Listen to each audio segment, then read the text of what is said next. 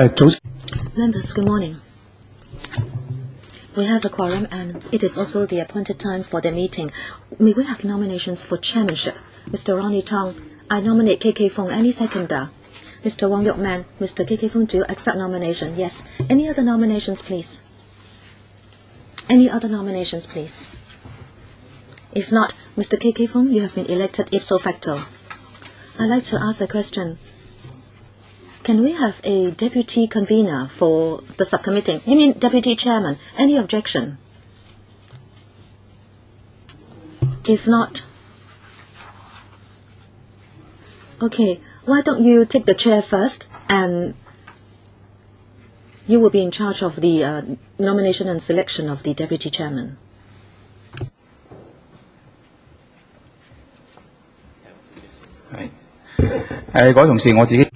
Members, I'd like to propose that we have a deputy convener for the subcommittee because the subcommittee of this term will be different from those of the previous 2 terms because, as you know, there is the Poverty Commission of the administration, and also even if C.H. Tung set up the Commission on Poverty, there were 6 working groups under it. So perhaps there would be more initiative from the administration side, and if there is a deputy convener, it will be easier for us to undertake the work. I'd like to propose that position, please. Any views? You want nomination? Please be quick. But I'd like to know whether there is any objection, please. If there is no objection, I'd like to invite nominations. Mr. Wong Yok Man, I nominate Mr. Fernando Zhang. Any second, Mr. Shen Kok Chi seconds. Mr. Fernando Zhang, do you object? If not, Mr. Fernando Zhang, you are elected ipso facto. Thank you very much. Item 2 on the agenda. We'd like to see how we should continue our discussion with the administration. The administration team has come in. Let us invite them to come in first so they can update us on the work of the Commission on Poverty up to this moment. Thank you. Mr. Fernando Zhang, would you like to take the chair beside me? No, I would like to remain in my present position. Thank you.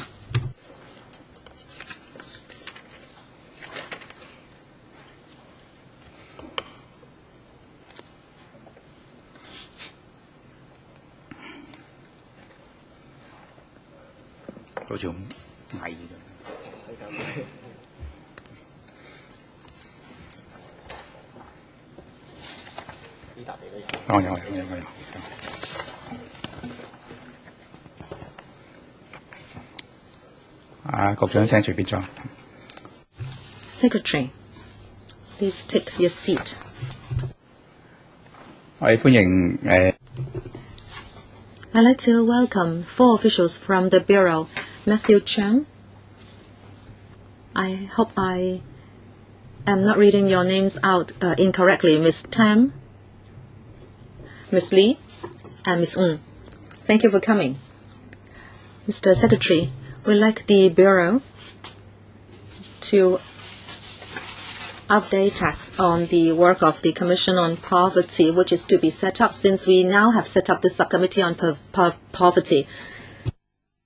We understand that the COP has yet to be set up. Mr. Secretary, can you update us on the work of the preparatory task force? So members can maybe ask questions. Chairman, members, good morning. First of all, I'd like to thank you for setting up the Subcommittee on Poverty so that in this term of government we can work side by side, we can communicate even more, so we can do more for people who are poor, so that we can really do concrete and specific things to help the disadvantaged. This term of government, as you know, places a lot of emphasis on poverty work, and in fact the CE said in his manifesto that there would be a series of measures to be taken to help the poor. He has also promised to set up the COP again, and these go to show that there is resolve on the part of this government that we would really like to create a new era in which we can do something to help the poor, so that we can also meet the expectation of the public. I'd like to know that as of now, in fact 4 months into this administration, I'd like to update you on what we have done and also the timetable we have in mind. But since the COP has yet to be set up, I like to apologize for not giving you a lot of details. But a lot of the basic concepts, in fact, have been laid out by the CE and the CS4A and myself on different occasions. The paper is simple. The CE, in his manifesto, as I said, he pledged to undertake an overall review of the forms and manners by which poverty is manifested and their underlying causes, and to study systematically, address the issues identified and adopt measures to alleviate the causes leading to poverty. So this is very clear. We are going to look at the form and manner in which poverty is manifested, and also we are going to have a systematic way to address issues identified and adopt measures to alleviate causes leading to poverty. The preparatory task force is such that before he assumed office on the 19th of June, the CE has already said that there would be the establishment of the PTF. And also on the 16th of July, that is right after he has taken office, we have already had the first meeting of the PTF. The paper tells you the membership of the PTF. That is in Annex 1. The CE is the chairman. And the Vice Chairman is the CS4A, and there are a few members from the sector. And also we have a member from other sectors as well. They are Lo Chi Kwong, Christine Fang, Ho Hei Wah, Henry Chang, and I myself am a member as well. It is a very compact, small group. We are there to do preparatory work. And after the setting up of the PTF, in the past 2 months, we did a lot already. And we also held a lot of public activities. There were 8 visits, and we have also gone to 11 service units, because we would really like to hear from the service organizations and academics so that we know firsthand. So there were 2 big seminars and 6 seminars and 2 forums. As I said, we were talking to NGOs, social organizations, and in fact, we talked to CSSA recipients, new arrivals, singleton parents, the disabled, ethnic minorities, children and parents with different needs.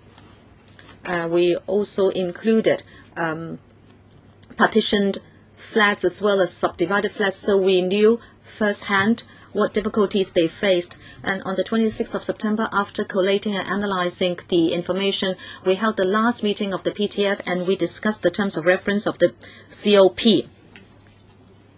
So the preparatory work has been completed, and we are now deciding on the composition of the COP. We hope that before the end of this month, we can announce the membership of the COP. And then in December, that is before the end of the year, Mr. Chairman, we hope the COP can kickstart its work. And members may ask us for the objective of the COP. You remember that in 2002, 2005, or 2002, 2005, we also set up COPs, so we have the experience. But then after it completed work in 2007, then between 2007 and 2011, the 53 recommendations were implemented and launched by an interdepartmental working group. And now we'd like to consolidate the work, and we hope there could be a breakthrough. So in terms of prevention and alleviation of poverty, and also to promote social mobility. And we have decided that a poverty line would be drawn. That decision has been hard won. That goes to show that this term of government is really facing up to the issue, so that the poverty line can help us act as a transparent indicator, so the public can monitor whether the administration is successful in tackling poverty. So that we have a good reference tool, and we think that's important. I think basically, Chairman, that's my report to you today. And I'd like also to point to one issue.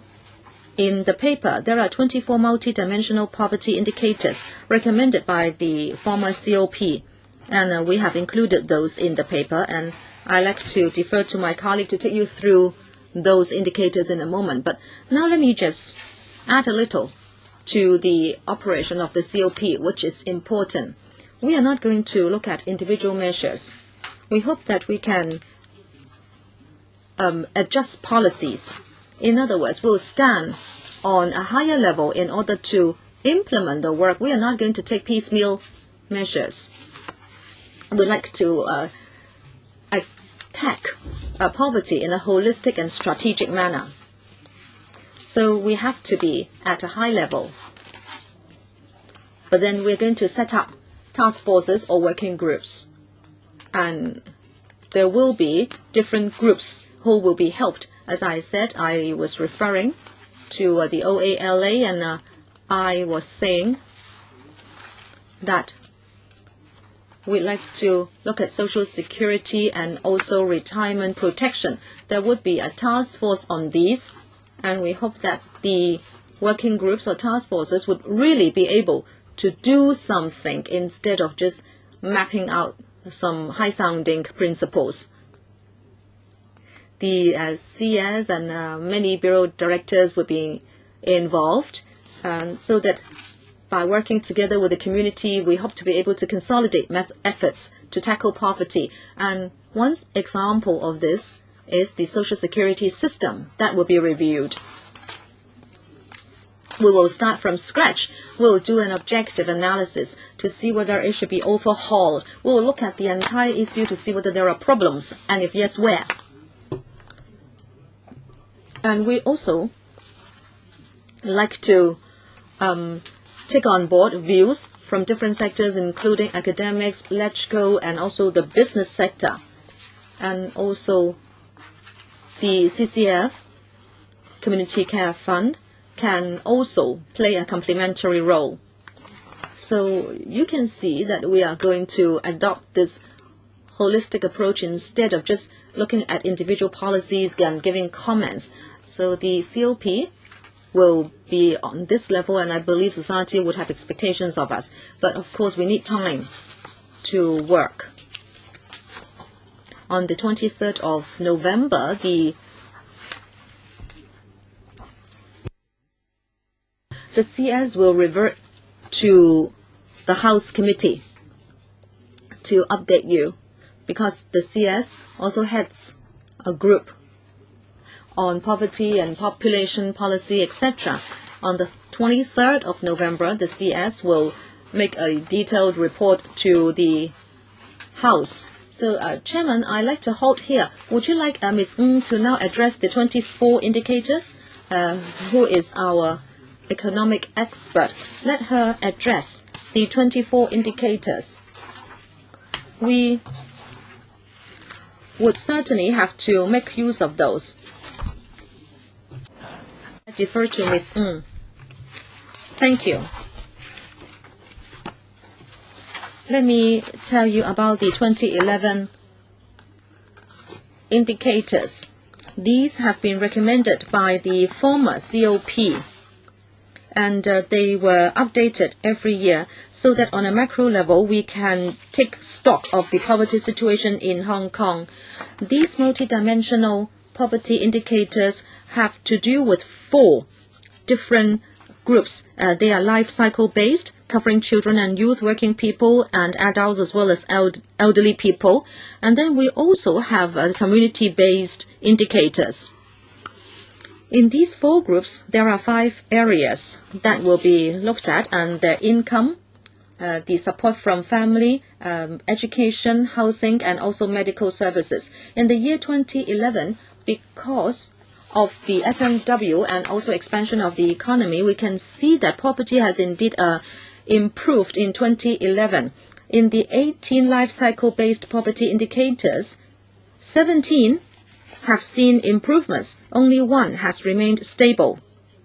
And in the 6 community-based poverty indicators, in most districts, there have been appreciable improvements over 2010, and Wong Tai Sin and Yuen Long showed the biggest improvements. That is the general idea in terms of the poverty indicators. I will now give the floor for members to questions, we have Albert Ho, Fernando Zhang, and myself. I will be at the last. 5 minutes each.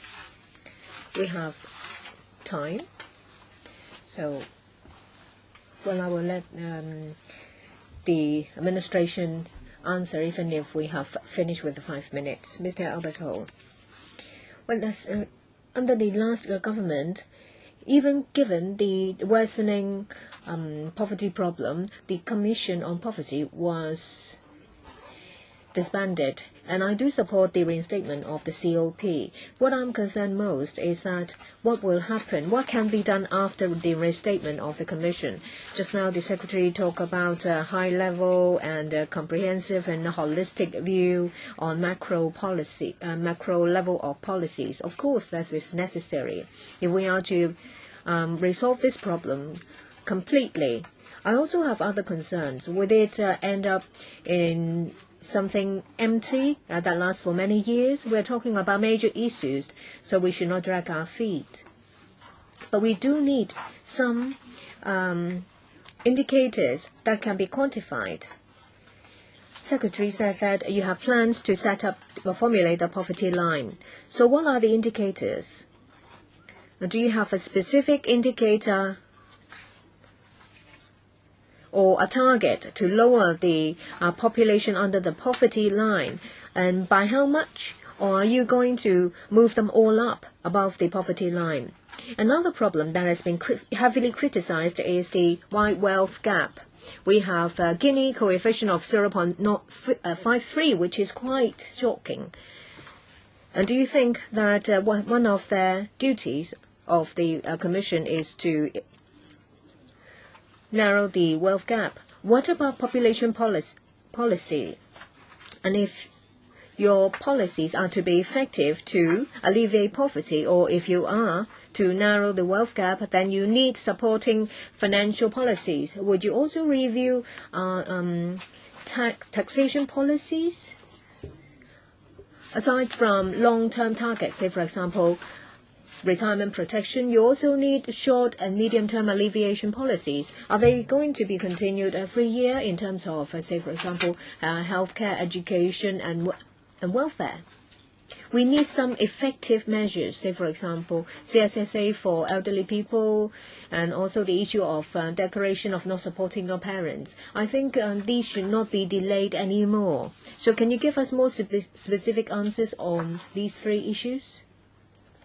First of all, I thank Mr. Ho. In terms of poverty line, our preliminary plan is that we are determined to formulate a poverty line, and as to where we draw the line and how it operates, and based on what, we will have to listen more to views of different groups and stakeholders and legislators. With these COP soon to be set up, that is the right platform for us to listen to views, and also legislators will be part of the composition as well. So this will be a bridge. We will enhance communication and exchange. That is our objective, so that we will have a win-win situation. So when it's reinstated, what is going to happen?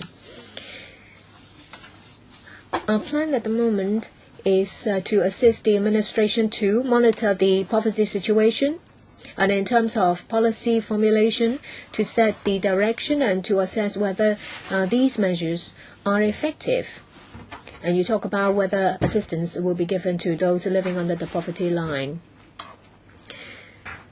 Apart from what the words of the administration, we need people from specific areas, say for example those from the academia, from social welfare, and from NGOs. We need collective wisdom. What is most important is the determination. We need another yardstick on top of the 24 indicators, which is still effective because they are for reference purpose. This poverty line will show a political courage, a political determination to tackle the poverty problem face on. Gini coefficient, of course, 0.533. We have an aging population, and there are more and more elderly people living on their own, and there's also a demographic change. We fully understand the issue of wealth gap. The CE has repeatedly said that we don't focus just on narrowing the gap. We also want to promote social mobility for those grassroots. Hong Kong is a knowledge-based economy, and we are an international metropolis. So if we can promote social mobility, say, for example, increase their wages through statutory minimum wage, through education, then the living standard will improve accordingly. Number 3, taxation.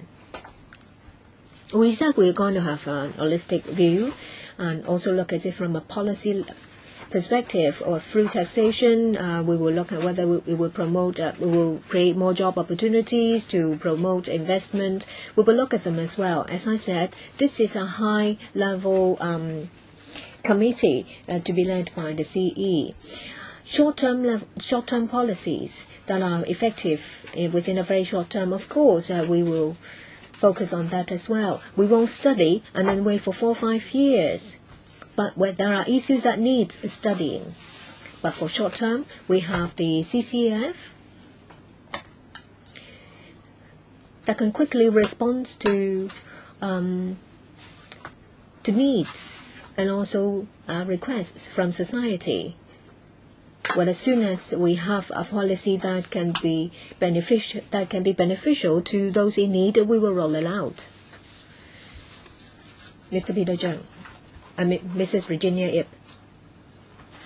I also support the establishment of the COP and also to reinstate the work to set up the subcommittee on poverty. And the Secretary mentioned about taxation and also about the population policy. You also need to look at our policies on industries and also education. Without diversification on our industries, this will have a negative impact on salary. The same goes for education. If our education sector is not successful, then you can't train the population to overcome cross-generational poverty. As you know, if you read advertisements, you see that there are a lot of typos. Definition of poverty. This is something that the administration very often shy away from. Indicators, well, there are just statistics. I remember the ex-CE mentioned about the definition of poverty. He said it in passing in LegCo. He said those who are CSSA recipients are poor. So what is your current view, Secretary? Would you draw reference from overseas approach, so for example, definition of the OECD? And I'd like to remind the Secretary that the COP should not become an organization that hands out sweets unless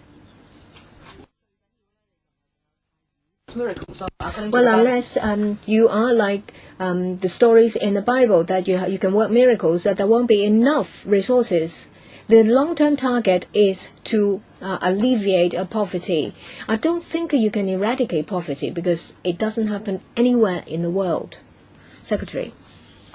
I fully identify with what Mrs. Ip said. So on industries and education, these are things that we will look at. On education, we have a task force on training, education, and retraining. And we have a task force to look at the macro policy areas. Of course, we will also look at the industries, employment mobilities, and job creations. Well, definition of poverty. In the last administration, there was the view that there was no uniform definition. That's why the COP came up with the 24 indicators. And if you want to look at a kind of definition, then we'll look at the income level of CSSA recipients. But of course, there are other people who hold a different view, and CSSA level is too low. We have an open mind, and We draw reference from OECD and other organizations. That's why we want to formulate a poverty line. But as to where we draw the line and how we formulate the line, we need to collect views through the COP. Of course, we will listen to legislators as well before we draw the line. And then we can identify people who are living below the poverty line that need assistance. Giving out sweets. Well, we agree with that. That is, we will avoid giving out sweets. We will roll out targeted measures that are focused to help those in need with limited resources. Say, for example, the OALA, the old age living allowance. We know that there are groups that need help. That is our approach, a targeted approach to help people who are in need, so that resources are used in a more effective and targeted way. I would like to follow up. Secretary, can you ask your colleagues to find out whether there is any country that can successfully eradicate poverty? Eradication of poverty is not easy. I call into mind the UK. The Prime Minister said that poverty can be reduced by 20%, and in the end he could not do it. So it's difficult to eradicate it because it's very difficult to be done. What we aim at is to reduce it to a minimum and to alleviate the problem of poverty and to help the underprivileged. There are groups that is not about education or working. Say, for example, the elderly people and also the young. Mr. Tam Yu Chung. Previously, I was a member of the COP. I recall that when we mentioned poverty line, the administration was quite insistent to not formulate the poverty line because they understand that when a poverty line was formulated, there will be a lot more work that follow. So we were told that they will have a comprehensive view with the 24 indicators, and in the end, there was no poverty line formulated. And now, at the outset, you talk about the formulation of a poverty line, which is good. It shows that you are different. The Secretary mentioned about where to draw the line. And it's not just about drawing that line, because what follows is how we can help those who are living under it, in what area, by what means, payment, or education, training. So there will be a package of policy and initiatives that follow.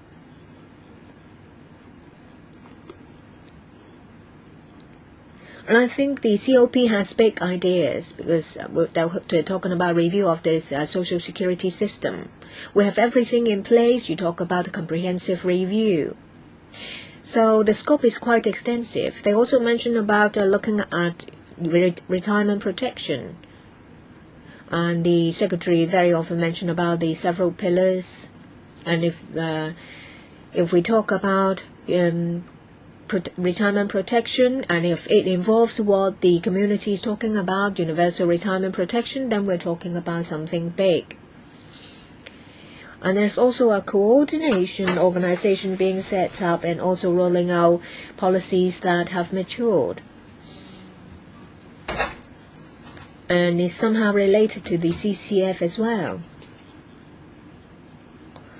The government is quite aggressive in this regard. They have a lot of ideas about poverty alleviation. The idea itself is good, but the scope is quite wide. How can you ensure that we will see outcome? I have reservation in this regard. We have great expectations of you because you map out such an ambitious plan. But in the end, how can you also meet the expectations and aspirations of the public? I'd just like to remind you of this. Have you really thought about this? Thank you, Mr. Tam, for your very well-meant remarks. After the sitting of the COP, we will sit down and then we will bring rack together, and then I agree that we have to set priorities. For example, if we tackle retirement protection, Social Security, the CS and myself, people from the community and legislators will be sitting together with us. So which areas do we want to tackle first? Education, training, the disabled, ethnic minorities, etc. We'd like to have task forces looking after them, and then we can have a division of labor amongst the task forces, and then at the COP level we can launch macro measures. But I do agree that we have to be pragmatic. And also we have to look at the short, medium and long terms. Some members said that we cannot just work for the long-term effect because in the short term we also have to deliver. So I do agree that we need to be pragmatic. We have to set priorities. And if there are things that have to be incubated over time, then yes, we will accord priorities to different things. But we have to wait for the COP to be up and kicking, and then we should sit down and map out the entire blueprint of work. And Chairman, from time to time, we do come here for interaction with you, and you will be able to gauge the progress of the COP. And I'm sure there will be legislators on the COP as well, so they can act as a bridge. Mr. Tam, anything else?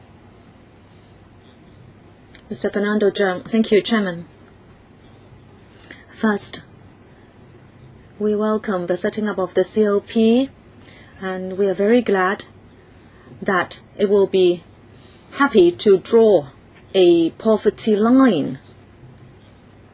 Whether or not it's before or after the handover, the administration has dodged the issue time and again, but we do appreciate your effort this time around, because with the poverty line, it will be a kind of report card of the present term of the administration. I hope the poverty line will be set down as soon as possible. But listening to the Secretary, Mr. Chairman, the COP has a wide work scope. It has to look at the short, medium and long term. It has to tackle macro and micro policies, and it is going to set policies at a high level. My worry is, I don't know how this platform of ours can interact with the administration. If the administration is going to talk about macro and high-level issues, well, here we'd like to talk about policies, then I don't know how long they will take to tackle the so-called high-level matters. I hope to see this. First of all,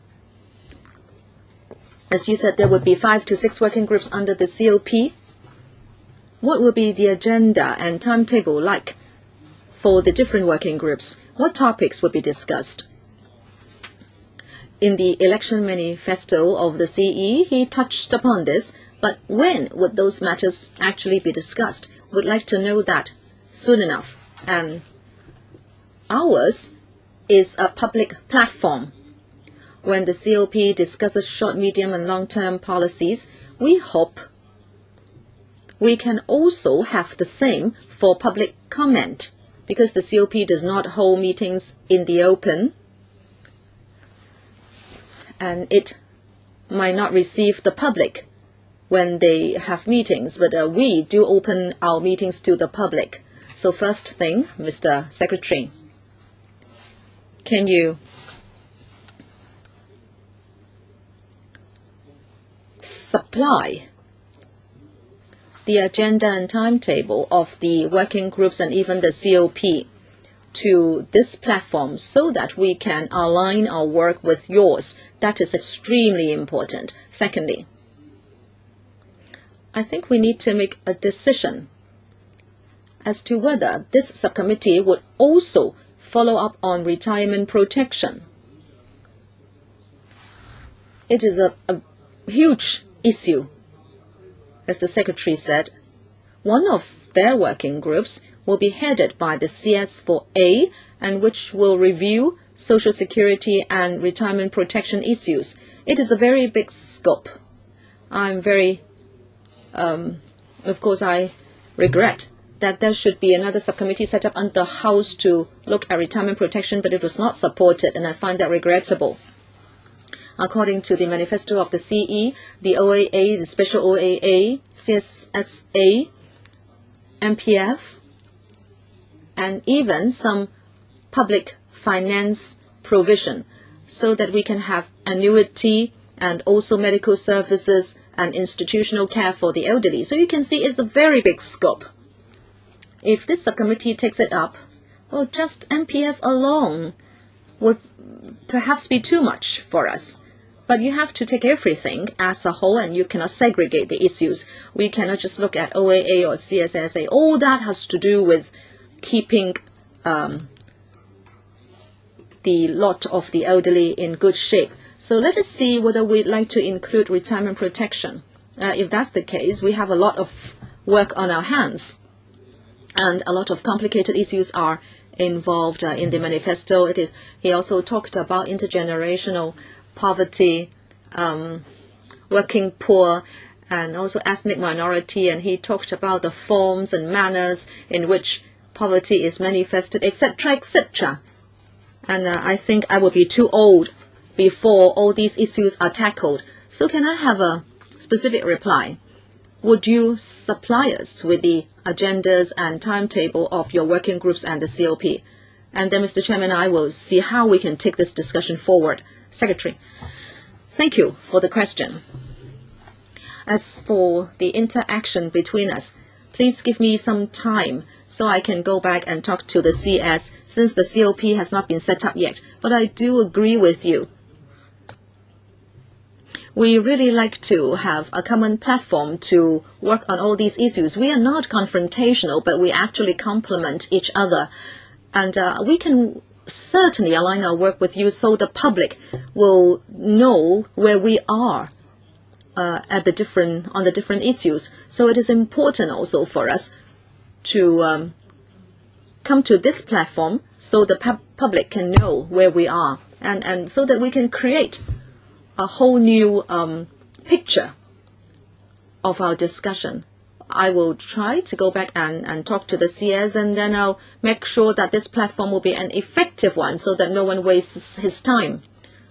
But can you let us know, for example, how frequent the working groups will hold meetings and how frequent the COP will hold meetings? Chairman, I have to be frank with you. We are still trying to make up the composition of the COP, which will hopefully be announced at the end of the month. And then at the beginning of the next month, we'll be able to hold meetings, and then the timetable for meetings will have to be agreed upon by members. We have to listen to the members who will be forming the COP. We cannot just dictate the timetable. So please give us a little time. What is important is that the COP will definitely be set up, will definitely go forward, will definitely talk to you to deepen and widen our work on poverty. Kin-kee Kwok. Chairman, the administration has finally tackled the painful task of setting up the COP and setting down a poverty line. I like to appreciate the effort. Just now, some members said that we should also teach the poor to catch fish and not just give them fish. I agree. I'm sure you will have a varied spectrum of people on COP, but in fact, a lot of the poverty issues have everything to do with the administration's work. First of all, property hegemony. As you can see from these figures you have just given us, yes, poverty has been reduced.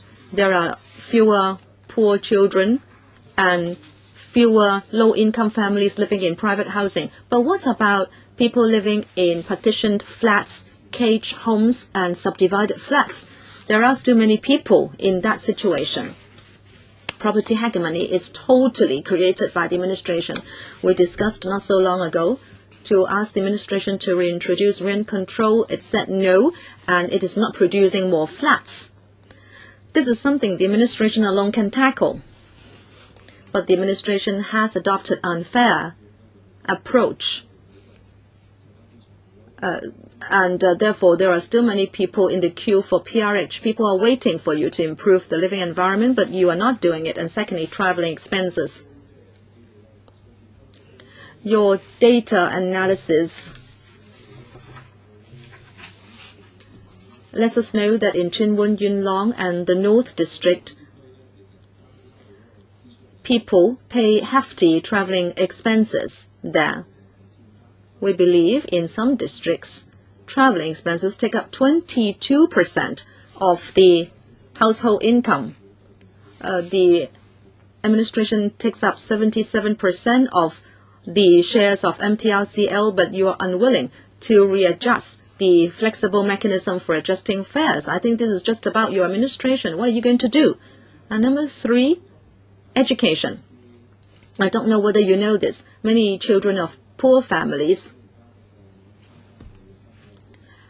under this present education system cannot go into university. But all these years, you are unwilling to create more subsidized first degree, first year places. And Secretary, if your children are not the best performers, you will send them overseas to continue their studies. But these people are stuck with an associate degree course, and every year they have to fork out like $100,000 just for the tuition fees, not other miscellaneous expenses. And if they read a sub-degree or associate degree for 2 years, it means a tag of $300,000. And if they are lucky, they can go to bridging courses at subsidized institutions, and it will cost them again $100,000. And therefore, after that, they owe a debt of hundreds of thousands of dollars. You say you have nothing to do with property hegemony, but your old boss, Mr. Zhang, your old boss Donald Zhang, he has created this property hegemony. You have been on EXCO for 7 years, and you are bound by collective responsibility. You should be held responsible for that.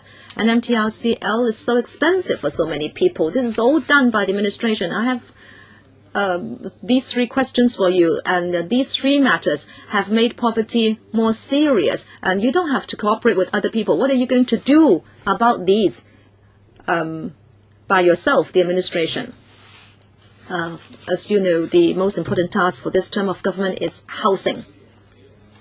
But what you have done is so scary. Only 65,000 units in 4 years. Well, we know that the STH visited subdivided flats, and he knows very well, he knows full well what the situation is. But please give us some time. We do have the heart to work on this. We'd like to do something about the situation. And poverty, I agree with you, that has its manifestation mostly in housing. We understand that. Secondly, traveling expenses. We have the WITSS, and we have promised that it will be further improved so that individuals can apply instead of households. And we'll go back to the panel very soon to give a full report so that more people can benefit. You talked about people in the NT. If a few people in the household work, then individuals in these households can apply. We will see which will benefit them more. There will be a double or dual track system, and if they benefit more as a household, we'll allow them to do that. If not, then they can apply on individual basis. I have an open mind so that more people can benefit. Under the framework of the WITSS, we'll try to do whatever we can. And also, we have the concession fare for elderly and disabled people who only have to pay $2 in fare. These can help elderly people a lot, because if they are still working, this really helps them to continue to remain in the labor force. But please give us some time. As I said, we will allow all mature policies to be rolled out one by one. This term of government would really like to do concrete things for the public. Please do give us some time, because we are just 4 months into our term. As Mr. Tam Yu Chung was saying, we are quite ambitious. We have a long list. And you can see that there is a lot of political courage there. Poverty line is a brave decision, because after you have the poverty line, you have to deliver. If the poverty line has been drawn, if more people are below the poverty line, you will be heavily criticized. Well, we want to show the public that we are not dodging issues. We want to do it, and we want to help as many people as we want, because when the situation is improved, then the general atmosphere will improve. Of course, it goes for everything. We can't make everyone happy. But if we can do that by, say for example, 80% of the population, then it's good. When it comes to the education, say for example, the new academic structure, of course, on top of that, we want to promote employment mobility and to create more jobs and more different types of jobs. Hopefully, through new policies, these all can be achieved. Just one word. Well, I think what he mentioned, or the three of them, they can be done. They can be achieved by government policies. I'm sorry, that is the time for the Secretary to reply. If you have further questions, you have to wait till the next round. Mr. Peter Chung. Thank you. The administration adopts a pragmatic approach to look at this issue and reinstate the COP. Of course, this is something we welcome. You said openly that you will formulate a poverty line. That itself is courageous and is necessary. It's been floated for a number of years, and in the end, the administration has the courage to respond to it. And as to whether poverty line is drawn, there are a lot of discussions in community, and I hope to see more from the administration and from the community in the future. When we talk about poverty alleviation, we have to be very careful about stigmatization. And I don't want it to come from the administration. And sometimes there will be labeling effect coming from the community or the media. That is something that is out of our hands. But the administration will have to avoid doing that. I agree with what the Secretary said, in that there should be short-term, medium, and long-term strategies. If we want to narrow the wealth gap, we need measures in short, medium, and long term. Poverty alleviation is not just within the scope of the Labour and Welfare Bureau. It requires interdepartmental or interbureau cooperation. We don't know whether the contact point or the counterpart is just the LWB. In the end, other policy bureaus may be involved. There are different departments under the bureau, and of course, when it comes to policy formulation, it comes from the top level. What about how they are rolled out in the 18 districts? And I think it depends on the relationship between the bureau, the department, and the district. That the effectiveness of the policies hinges on that. We are here to give you our views, and we may not be able to have in-depth discussion. And when it comes to discussion of poverty alleviation, policy implementation, and resources available, well, I don't know whether it can be done today. Can you give an undertaking to assure us that once a decision is made, there will be resources to support it? Unlike previous times, it's just a lot of hot air, and in the end, it's just one person in one bureau taking it up. We don't want it to end in a dwindling effort. Just now, the Secretary also mentioned about social enterprises. The Subcommittee on Poverty has mentioned a lot about social enterprises in the previous term. It may not have a direct relationship with poverty alleviation, but social enterprises may create a lot of job opportunities. And currently, there are no policies on social enterprises, SEs. So are you going to leave them up to their own devices, or are you going to include them under the scope of your policies? I agree with Dr. Fernando Cheung about retirement protection. But at the moment, there are no ideas. But what I see is that retirement protection is not part of poverty alleviation.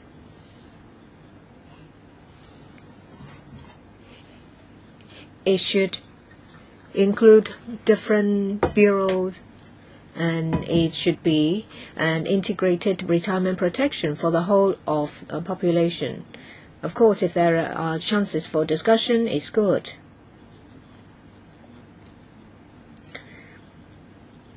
We have to discuss about how we follow up on retirement protection in this subcommittee. CSSA review. I agree with the Secretary that there should be a comprehensive review. But is it going to be followed up by the subcommittee again? We don't have a team acting as the counterpart of that. How are we going to monitor progress? I think this is something that the chairman will have to deal with. Secretary, just a short reply. I fully identify with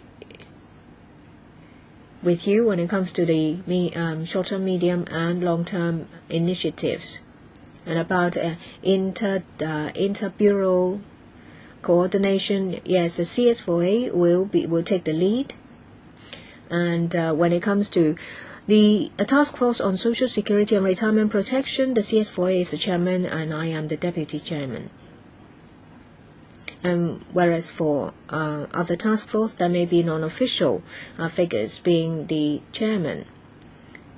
So apart from the task force on Social Security and Retirement Protection, which is chaired by the CS4A and co-chair, and I'm the deputy chairman, the others will be chaired by non-government officials.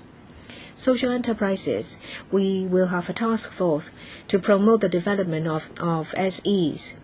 Recently, we have a development fund for SE, and this is a breakthrough. Under the current government, we want to promote the development of SE. I know that the chairman is very concerned about SEs. We want to do something. We want to see results. You mentioned about resources. Well, since the CE support this, and they will be led by the CS4A. And of course, when it comes to housing, the Secretary, Mr. Anthony Chung, will be involved. Education, Mr. Eddie Ng will be involved. So the respective secretaries will play their role in the respective task force. And in the commission, reports will be made. Resources will be sought by the CE, and the CS4A will follow up. So it's not just the secretaries who are tasked to find resources. You see the difference. Ms. Chen Yunhan, before I returned to the LegCo about 4 years ago, you may remember there was a commission on poverty. Well, there was a task force on poverty. Previously, in the previous LegCo, there was also a task force and a subcommittee. The Secretariat has prepared abundant information. We asked for a poverty line, the administration refused. I'm very happy to hear that the administration agreed to formulate a poverty line. They realized that we have to work together to tackle poverty. This is progress, and I really appreciate that. We have had a lot of discussions. We have identified a lot of problems. I'd like to hear from the Secretary. Over the years, a lot of proposals have come from the community and from the LegCo. So can the administration give us a roadmap and a timetable? We're not talking about new issues. The FTU has been talking about working poverty, poverty in the family, and also poverty among women, and also poverty among children. I think the administration has only come up with patchwork alleviation measures. Now you have set a target. You need to give us a roadmap and a timetable. I know very soon the COP will be set up. The subcommittee of the LegCo will reflect views from the community to you.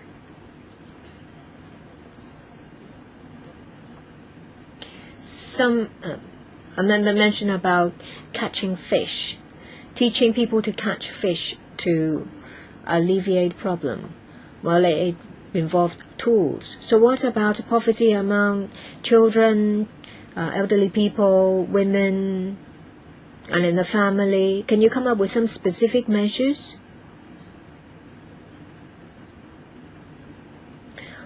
I expected to see more than the Secretary. Say, for example, in my own constituency in Kowloon East, I repeatedly said to the administration, asked why there cannot be some creative measures when it comes to land. And I was told that there was no government department directly responsible for it. I think the crux of the problem is that they haven't got an idea yet. So all the way from Ma Si-hung all the way to the current secretary, we have over 7 hectares of land that can help to tackle youth unemployment. Mr. Matthew Chow was once heavily criticized by me because he said that the problem of Tin Shui Wai came from planning. They need to find land to promote local community. But this idea cannot be taken forward because land is not under his purview. He said this in a blog. We were happy because he mentioned about helping to alleviate unemployment in Tin Shui Wai, but this cannot be taken forward. I know that there is a CS4, the CS4A will be the chairman, but back then there also was a CS4A, Mr. Henry Tang, who could not do anything. Of course, Mr. Henry Tang may be day and night from Mrs. Carrie Lam, who may be able to do something, to deliver something. I agree that there should be the formulation of poverty line, say for example, household income of 50 to 60%. But once the poverty line is formulated, we need to do something. Does FTU always think that we need to have a diversified economy? We have submitted a lot of reports, compiled a lot of reports since the 90s, and we have come up with a lot of proposals. Well, I want to ask all the questions, and then I will line up again. I just want to say it in one go. Since the reunification, the FTU has come up with a lot of proposals, but they are not taken up by the administration. And we have cooperated with the district office to have a bazaar, local bazaar, which was quite successful. But it wasn't taken forward. It was shelved. The main cause of poverty is a lack of job opportunities, and our youngsters have lost hope in the future. Now there is the COP to be set up, so we need roadmap and timetable and specific ideas that you have. We have mentioned this a long time, coming from the LegGov, coming from labor unions and the FTU. Well, I give you my 5 minutes to answer. Well, Mr. Ms. Chan proposed to have the Secretary answer in the next round, and we will do so. We have Mr. Tang Ka-piu and Mr. Chen Kin-po in the first round. Mr. Tang.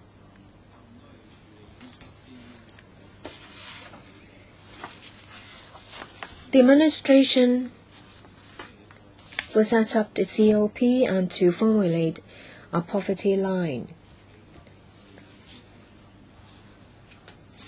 And I think the administration has heard from the academia and the community.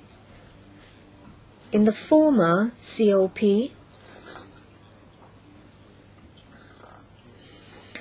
well, I worked in Tongchong a lot. I think that you're just succumbing to pressure and come up with just fragmented initiatives. At that time, Tongchong benefited from the transport subsidy scheme, And also there was the Child Development Fund. And the population is smaller than Tin Shui Wai, and yet it was one of the districts identified in these various policies and measures.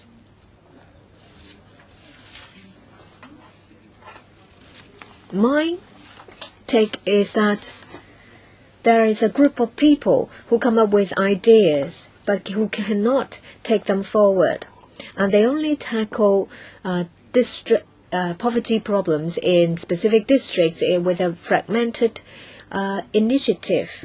But still, we still have the poverty population at 1.1 to 1.2 million. And also there is inequality of wealth for the households, and there is no help for social mobility at all. We have a low unemployment rate today, but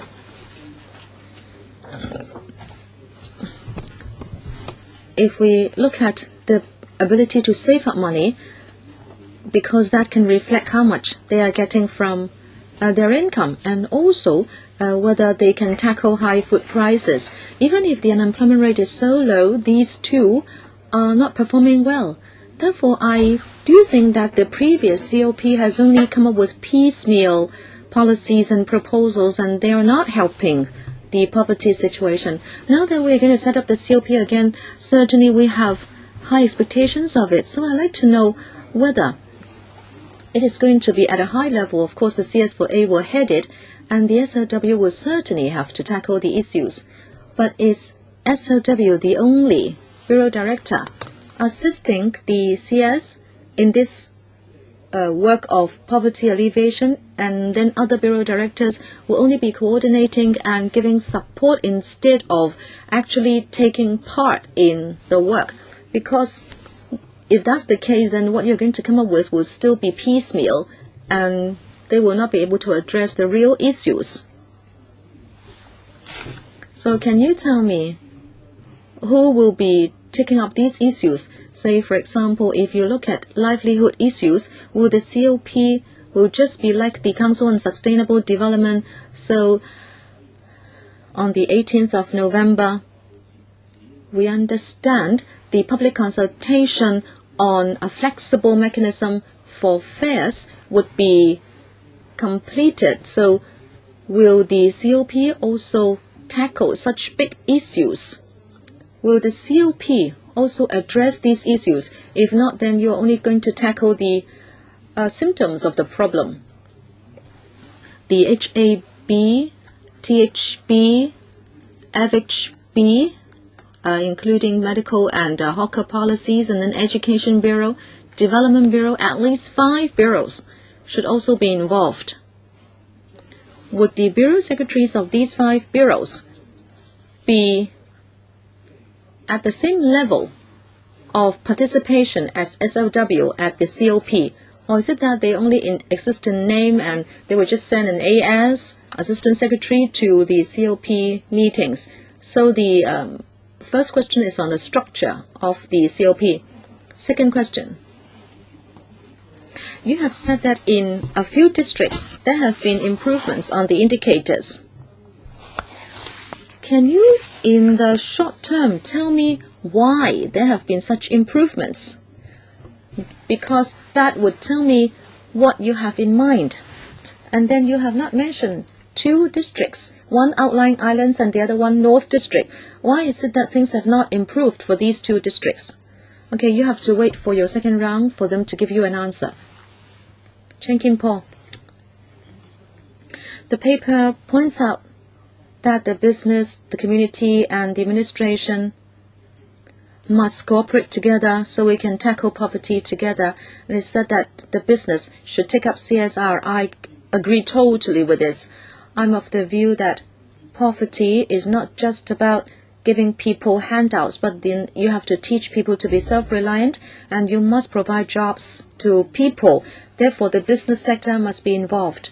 I'd like to know whether the COP would tackle the root of the problem, and that is how you can create low-skilled, low educational requirement work, so poor people can really be self-reliant. Secondly, after setting up the COP, there is a lot of work to be done, and I'm also concerned about the development of SEs. The legislative paper points out that SEs should run on commercial principles. Excessive financial support or excessive operation control would stifle their development. I'd like to know whether the COP also would list SE development as a priority of its work, and how can you make sure that SEs can be self-reliant without having to rely too much on support? And those questions, please. Thank you. One, CSR, I agree with you that it is important. So we are talking about tripartite cooperation. So the three sectors can work side by side. One of the working groups will be on employment, training, and education. The three can interact. And certainly there will be business participation, so we can create more jobs. We would look at industrial development. Some members have mentioned industrial structure and whether there can be emerging industries that can be supported. We'll try to complement the effort with policies. Secondly, social enterprise development. We certainly place a lot of store by that, and as I was saying, one of the working groups would be on SE development. There would be a few working groups. One will be dedicated to SE development. As you know, there is recently the SE Development Fund, and we are going to complement the effort of the fund to see how we can strategically help SEs to stand on their own feet and further develop. Because if SEs develop well, they are going to create jobs. Number 3, the food bank. We'll see how we can support the disadvantaged, and the food bank will be one way to do it. It is just a project, it is not a policy. The important thing is to work on the policies. Well, certainly we have to also roll out projects, but then we can try to improve the food bank. We have already done better. We used only to distribute canned food and baby formula, but now we distribute food coupons and fresh meat and also vegetables, even fruit. We also distribute market coupons, but they cannot be exchanged for tobacco or wine.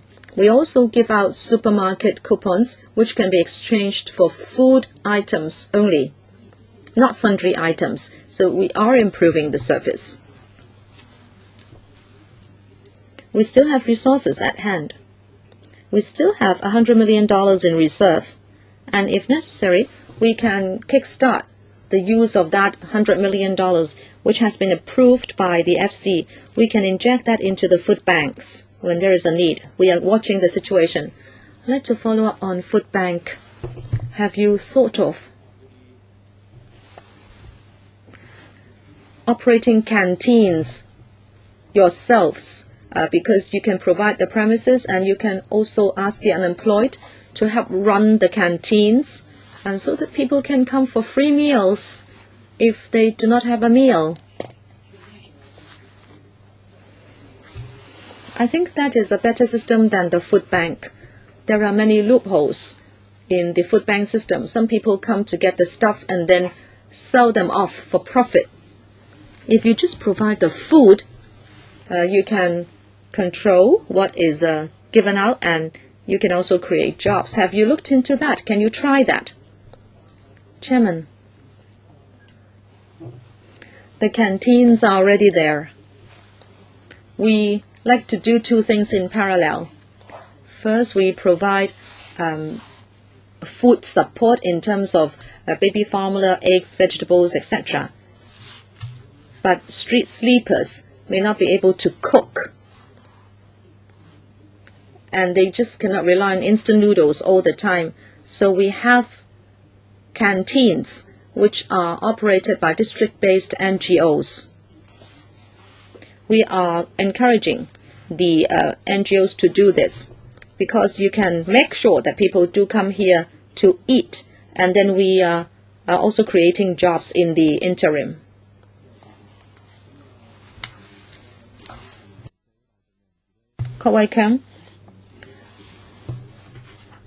Like other members, I welcome the setting up of the COP, and it is said that a poverty line will also be drawn. I hope that when this is done, there will be comprehensive consultation with the public so that the poverty line can be agreed by everybody. I'd also like to respond to what the Secretary said at the outset of this meeting,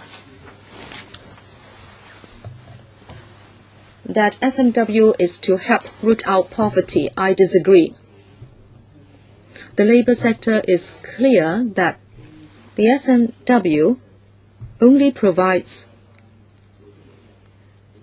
basic living expenses for workers who work 8 hours a day, 6 days a week, so that they can live in dignity. I believe this has nothing to do with alleviation or eradication of poverty.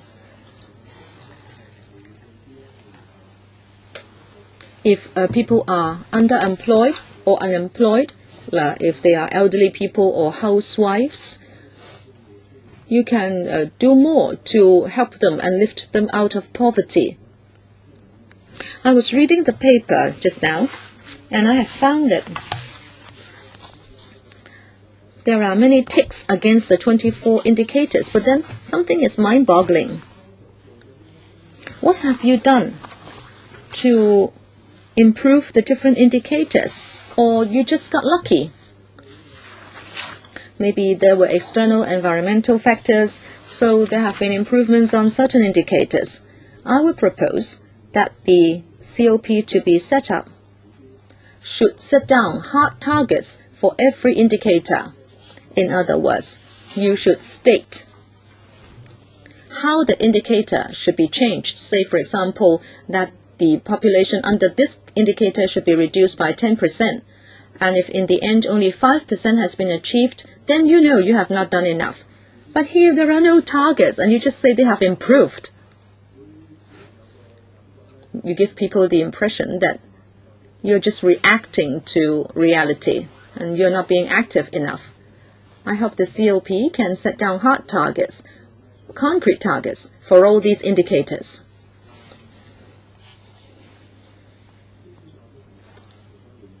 I hope the Secretary can respond to those 2 points.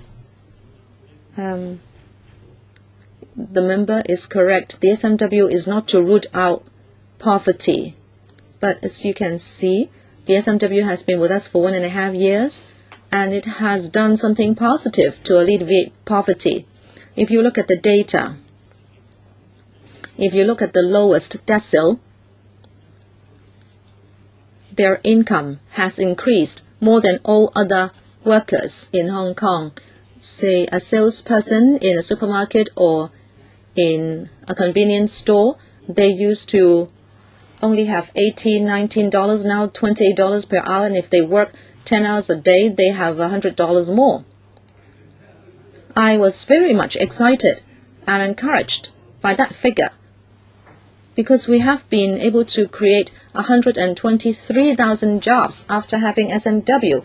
Half of that were for the grassroots, and among these 60% were taken up by grassroots women. So I was so excited, and imagine a few dollars more may mean a lot for grassroots women. And as you know, the Hong Kong CSS has also released data to say that the population of the poor has been reduced by 50,000 after having SMW.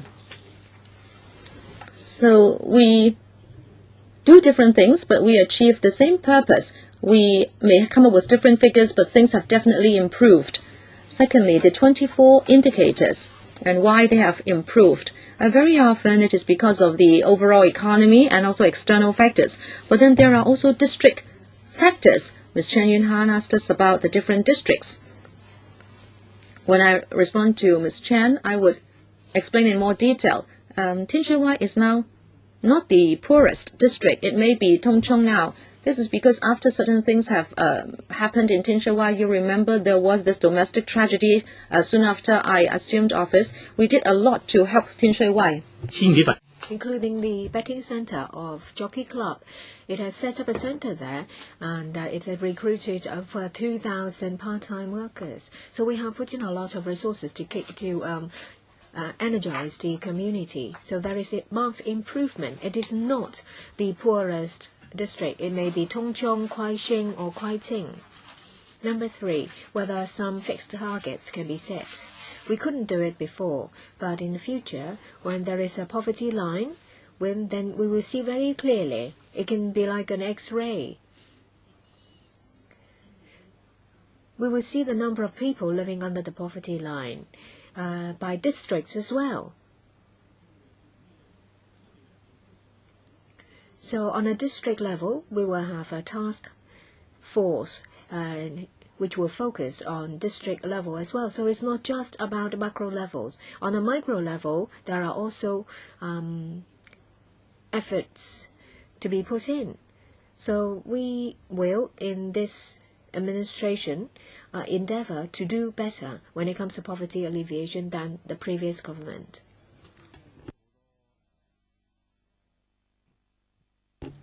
But this morning, I heard from a number of members on a number of issues. First, I would like to talk about what Mrs. Virginia Ip said.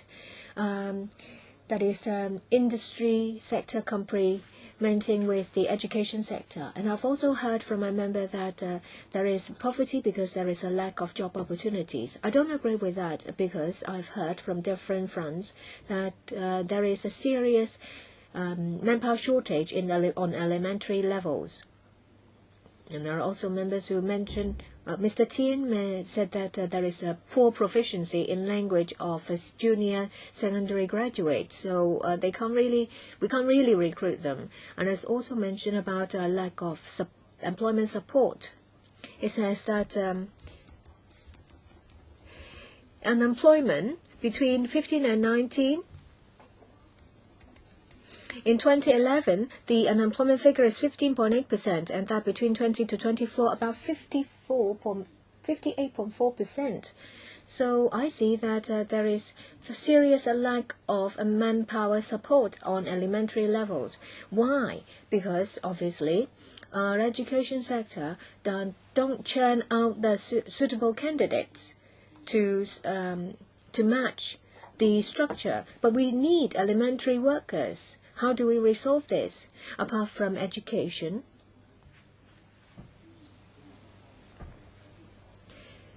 we need to tackle the mentality of a community on elementary posts. A lot of people are reluctant to take up such posts. They would like to do something else. How can we resolve that problem? And in my sector, say for example for lorry drivers and different kinds of commercial drivers, the average age is over 50. So a decade later, they will all have retired. So we don't have new blood, and the various types of jobs will shrink. Logistics is one of pillar industries. How can you ensure survival of these industries? I would like to hear from the Secretary. Thank you, Mr. Yik. Who is very conversant with the situation, with the employment situation. I'd like to talk about youth unemployment. Why does it stand at a high level? And it is not a problem uniquely Hong Kong. There are a number of reasons. Say, for example, in Western countries, those aged about 15 to 19, they should be at school, but they quit. And they have a very low education level, and so employers are reluctant to employ them. Previously, the situation was different, and they will be absorbed by the employment market, but that is not the case anymore. And we're talking about 5,000 to 6,000. Yes, it stands at over 10%, but we're only talking about an absolute figure of 5,000 to 6,000. We have the YTPTYWETS, the various programs, pre-employment training program, on-the-job training. The cases are followed up by social workers. They can work while studying. There are plenty of training opportunities for them on, say, computer to equip them. That has been ongoing for quite some time. And we aim at enhancing our efforts in this area to give more opportunities for youngsters. I agree there is mismatch. Say, for example, in retail, a lot of the retail association approached me saying that they have thousands of vacancies that fail to recruit. Say, for example, in convenience stores, also vehicle attendants. We understand we realize that there is this mismatch. We aim at changing their mentality, a paradigm shift. You can work from the elementary level and you'll be promoted, say, to a shop manager. A lot of those in the management area, in the management level, started from the bottom level. So we need a mentality change. For some youngsters, they have yet to mature. So we will instill a lot of positive ideas into them. Manpower. We understand that for a number of sectors, say construction, logistics, container cargo, retailing, and also residential homes for the elderly, there is a shortage in manpower supply. We also aim at tackling this mismatch. Does anyone else want to ask questions? Mr. Elena.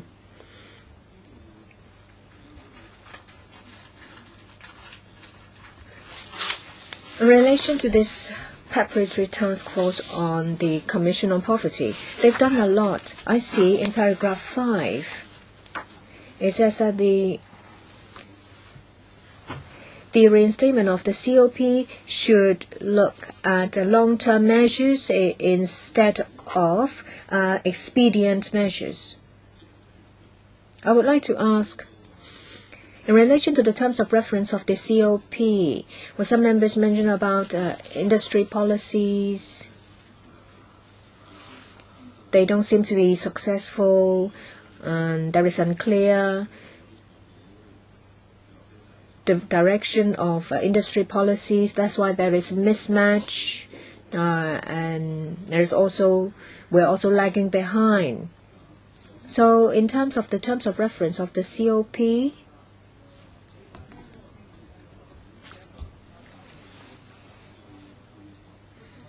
when it comes to policies on industries, once they are formulated, what about follow-up actions, training of talents, and what role should Hong Kong play in the Greater China? How can we create more job opportunities? And how can we provide a better future or a better career path for our youngsters? Are they under the terms of reference of the COP? Secretary. The COP will look at a number of areas. Social mobility, which is quite extensive. It is not mentioned in the document. Shortly we will announce the composition of the COP, and we will announce other specific details as well. And at the end of next month, their work will start. And they will not just focus on fragmented policies, which are still necessary. We will look at short, medium, and long term. But we need a long-term policy. Say, for example, the CSSA. And can we introduce some structural changes? If you're a CSSA recipient, a lot of the things are free for you. But if you're not, then it will cost. We will consider whether there should be flexibility in the application by elderly people. You mentioned industry. It is related to employment. We have a task force on employment, education and retraining. There is a slow social mobility. How can we promote that? Because that is a very a crucial solution when it comes to tackling cross-generation poverty. The CS4A will be the chairman of the committee. All secretaries will play an important role. Of course, when it comes to industries, the secretaries will have to tie their work with that.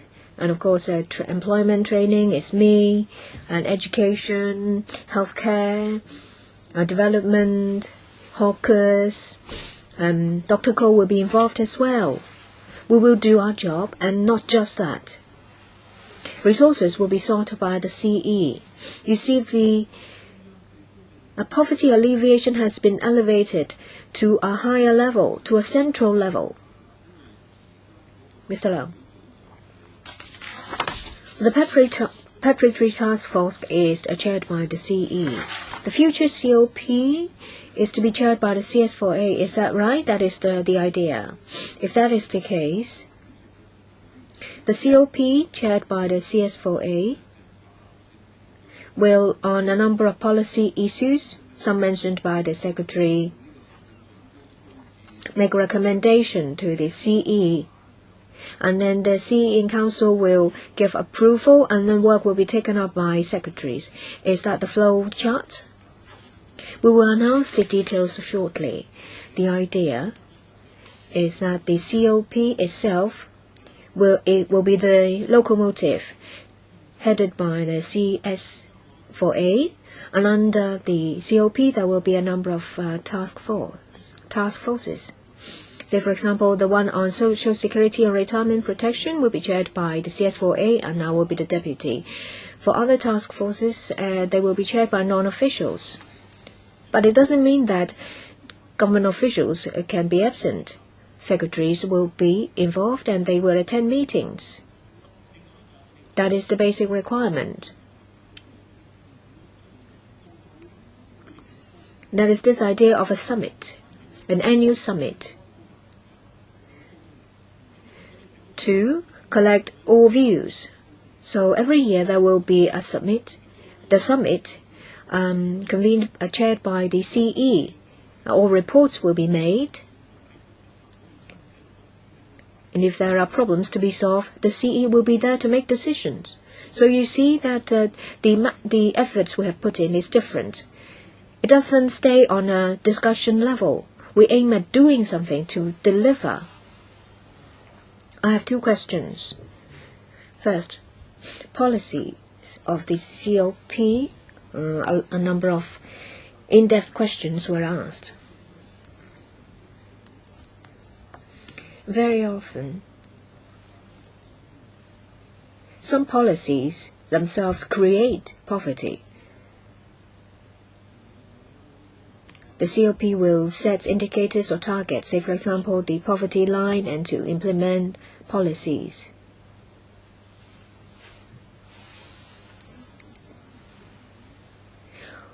Will that be used to review current policies to see if there is anything that is not compatible? Say, for example, the barrier-free access. A report was released by the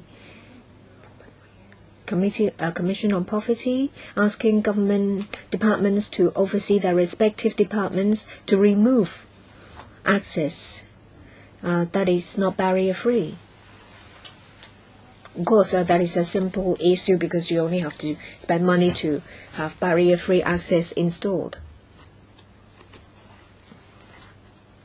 So apart from looking forward, will you also look back to see if past policies are compatible? Well, I hear that the CS4A will be the chairman. But very often, the CS4A is in charge of a lot of things, say for example tree management and a number of other issues. You see Mrs. Chang all the time. Would it be an overburden on her? And if it is something to do with financial issues, that will be under the purview of the Financial Secretary. can Mrs. Chang reach over to the financial area? We mentioned about looking forward and also looking back. Of course, we will conduct reviews.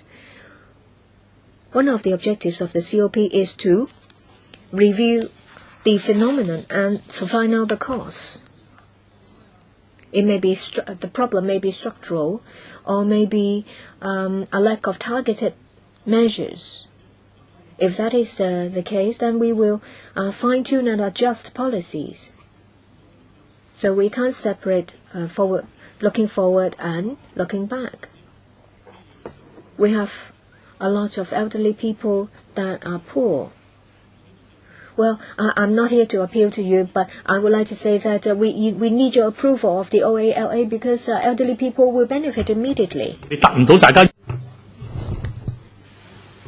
Maybe it is not achieving what members are asking for, and that is retirement protection, but that is the first step to do it. As you can see, we're going to reduce the poor population by tens of thousands of people. They may not leave poverty as such, but then the poverty situation would be relieved. And you asked us for short-term, medium, and long-term measures. You can view this as a short-term measure.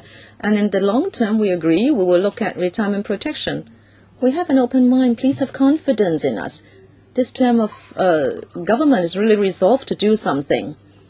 The CS takes this very close to her heart. She says that she would like to continue to work on poverty alleviation. I share her feelings. I would take up another term so that I can really help the disadvantaged by working for another term. This is our shared wish. And in fact, even civil servants are working very closely with us. We really like this term of government to do a better job in terms of poverty alleviation than the last term. There are some members in the second round, 5 members.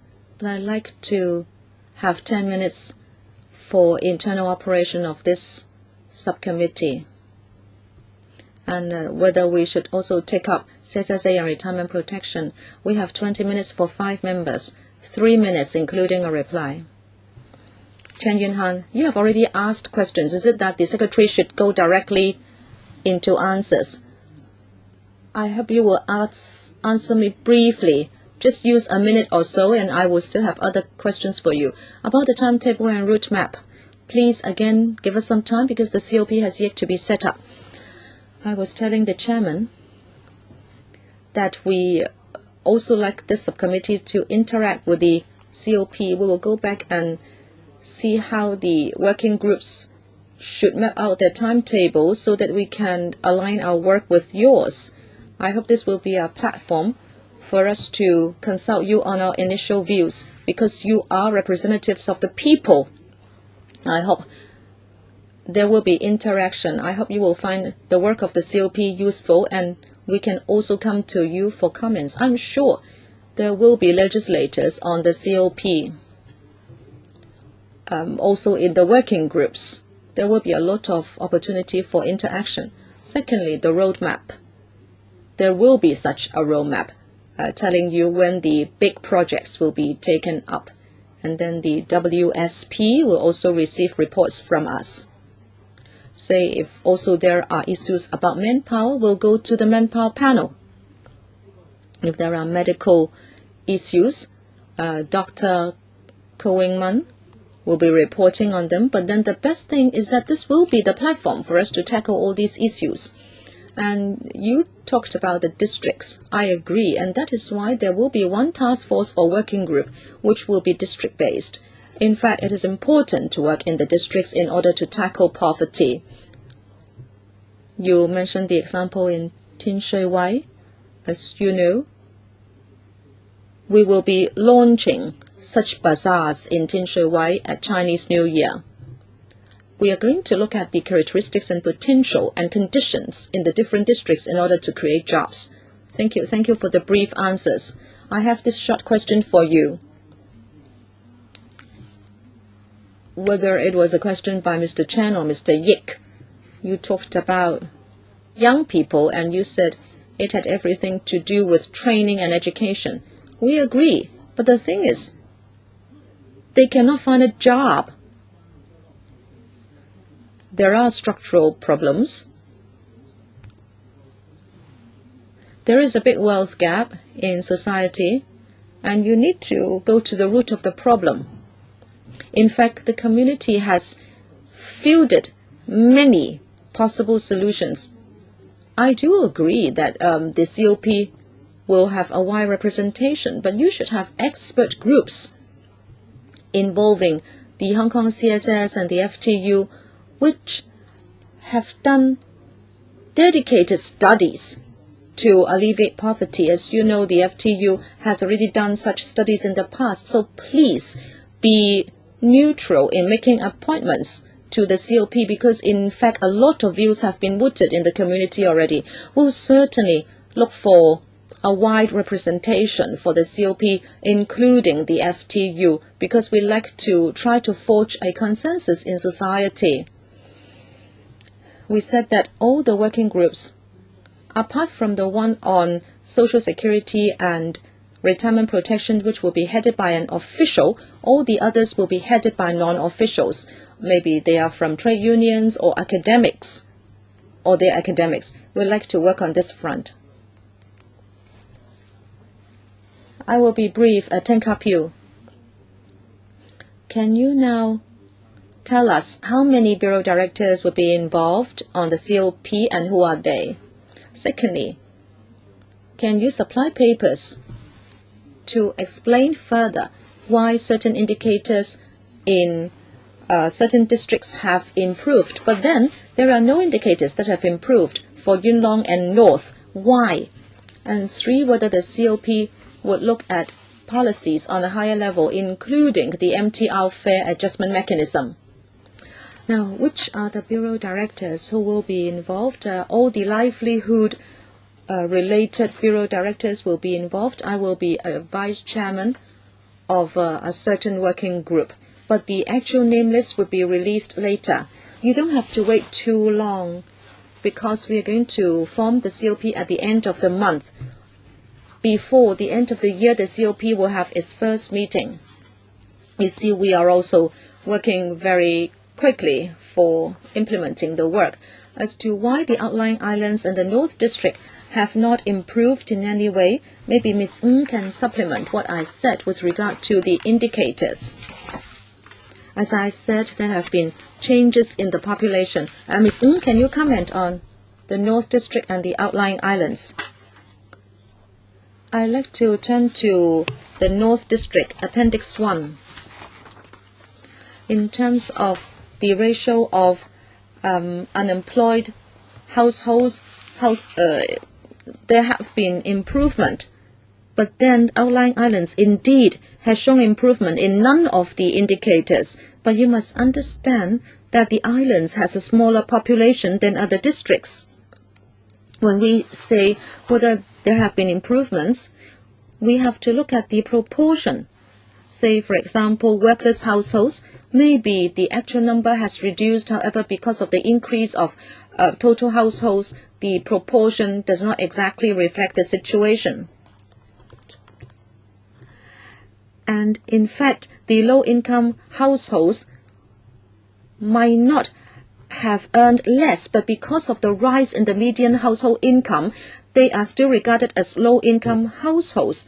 And in fact, the difference may just be 100%.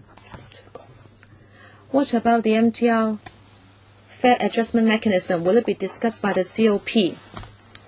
And will you go to the outlying islands district in particular to listen to views? What kind of views? The outlying islands, the islands district. Why don't you consult them on poverty? Because you cannot deny that the poverty situation has not improved in the islands district. Well, certainly we'll step up our liaison with district councils. All the bureau directors, including myself, will liaise with them more. As to the fare mechanism, each bureau has basic policies, but I'm sure the COP can give views to the relevant bureau. If you say, for example, that traveling expenses contribute to the situation of poverty, as I said, we have concessionary fares of $2 for the elderly and also a double-track application system for the WITSS. All these are forward-looking, but as to whether we can do something about the fare structure, I'm sure we can talk to the relevant Bureau Director. Leung Yu-chung, first round. Leung Yu-chung. Thank you, Chairman. I think there are three big issues when we talk about poverty. First of all, poverty line. The administration has said that it will be drawn up, but the process and the criteria for drawing it up will be my concerns. Secondly, the working poor. We have the SMW, but there will only be biannual reviews and the data are always lagging behind reality.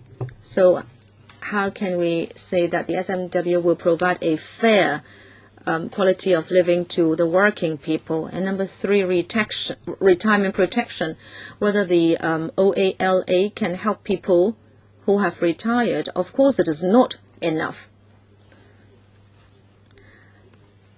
And also, because of the means test, only a limited number of people will be helped. These are my big three concerns. I don't know how this subcommittee can work closely with the COP.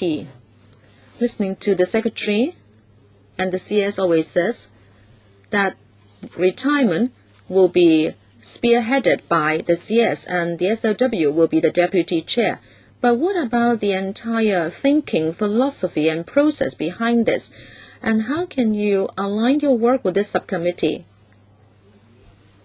I think the Secretary can comment further on this. And then SMW, there are objective data, but as you know, it is a political decision after all. And the CE will decide on the final level to be adopted, and the LegCo has no say whatsoever. In the last debate, I said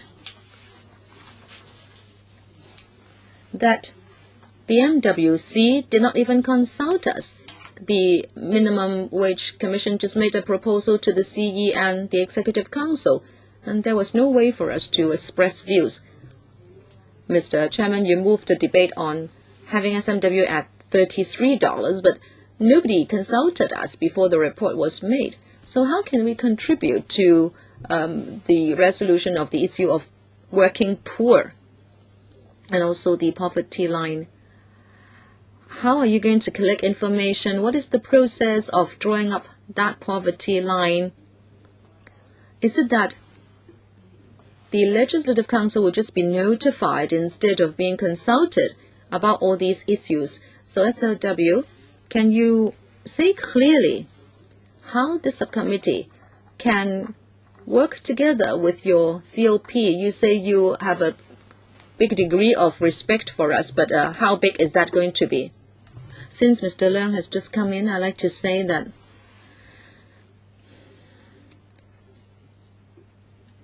after the COP is set up, we hope that it can kickstart its work before the end of next month, because we're going to form it by the end of this month. The first task is to draw up the poverty line. Different countries do different things. OECD countries set it at 60% of the median income or 50%. The COP should be the forum to decide upon this. It doesn't matter what the administration proposes. Secondly, retirement protection. We are waiting for you to give us approval to go ahead with OALA. And let me reiterate, 400,000 elderly people would benefit. 990,000 young old people are over the age of 65. Apart from those benefiting from CSSA and other social security, there are still 480,000 elderly people who can enjoy the supplement.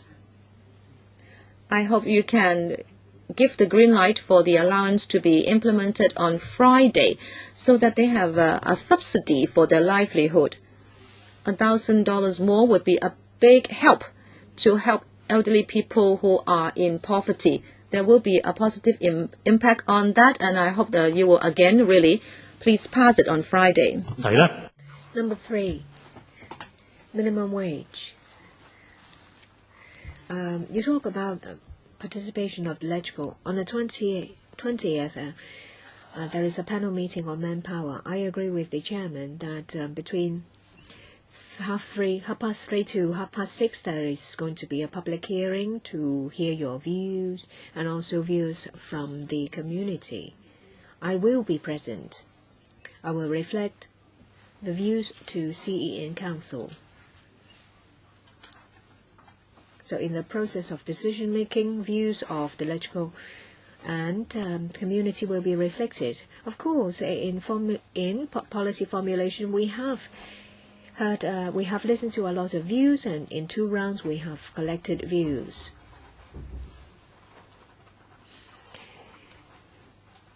And we will follow the procedure. We will hear your views as much as possible. May I add? Well, I might be late. I might have been late, but I have heard everything. There is nothing new about the Statutory Minimum Wage Commission. Well, I have heard that already. Would you please queue up for the second round? We have Kok Wai Kang, Wu Chi Ming, and Fernando Chang. And Mr. Wu Chi Wai and Dr. Fernando Chang. I will exercise the discretion to extend the meeting by 15 minutes to 1 o'clock. Because we still have some other issues to deal with.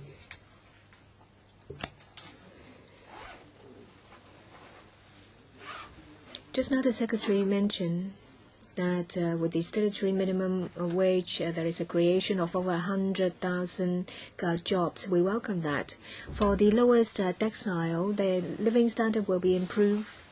It's because originally their wages were too low. The lowest decile might work, but they will not have a subsistence wage. With the minimum wage, it was calculated based on data about 2 years ago. So I think the same situation will occur here. That is, that they may work, but they will not have sufficient money to survive. Secretary mentioned about short, medium, and long-term strategies or measures. How do you draw the line? Because in different years, demographic distribution may be different. So if you just say that it's short, medium, and long-term measures without defining the time period, then it's useless. My last question. The COP will comprise of people from the professional sectors. They've been there for a number of years. My concern is their understanding on working poverty, cross-generation poverty, poverty among women, children, elderly people. Will there be a dedicated analysis and study on these specific issues? Secretary. First, the lagging of a minimum wage. I have given a reply in an oral question, and a couple of weeks ago I have repeated on this issue. I have mentioned about this issue.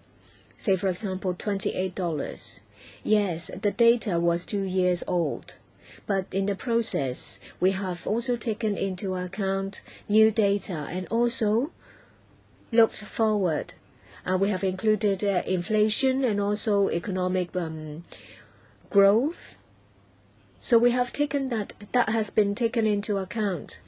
We have the basis using old data, but at the same time we take into account current information, and we look forward as well.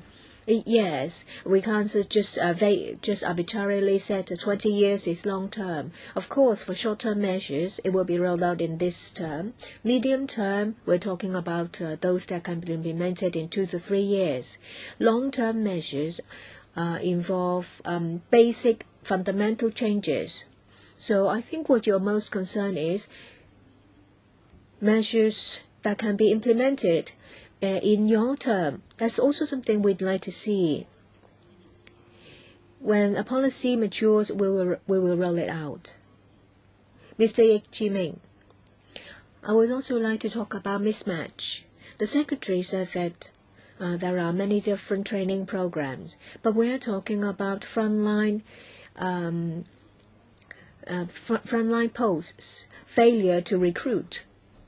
I'd like to share with you, we have a program in the company to give assistance to secondary schools. We work together with the CIC. We are aware of the shortage of manpower in the construction sector.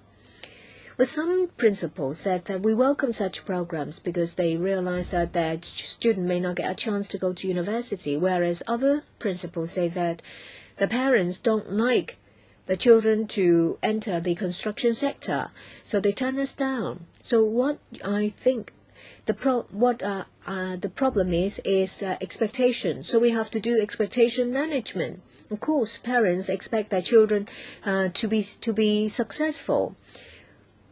So if you can't excel academically, it doesn't mean that you are going to be a failure. We just want to focus on training our youngsters after they leave school. Thank you, Mr. Yik. I said that this is a paradigm shift, a change in mentality. In general, parents may be reluctant to have their children enter certain sectors. Well, we have the YPT, PYWETS arranging for youngsters to go for visits in the Pearl River Delta. Through enhanced communication, we aim at changing the mentality of parents as well. Some parents may not want the children to go to construction, but they don't realize that there is a bright prospect in the construction sector. Say, for example, carpentry. Now we have a different training program, and previously people think that it's dangerous and you don't get your wages on time. And that is different now. Everything is systematic, so we have to have publicity and education to trigger a change in mentality. Say, for example, after the training program, they have there is a shower room. They can take a shower and get changed before going out with their friends. And there is uniform for them to wear. And we negotiate for developers to give a better wage and to pay wages on time. And there is an increase of youngsters. Say, for example, for bar benders, the average change has decreased. We agree that we need concerted efforts from the youngsters and from parents as well for their mentality to change.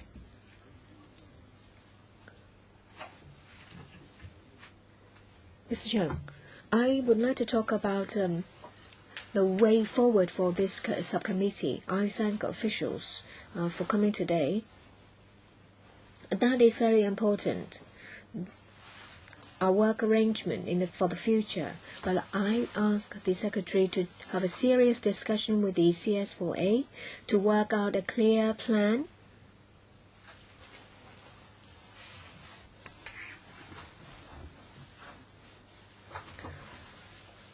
of the future agenda and timetable of the 6 task forces under the COP.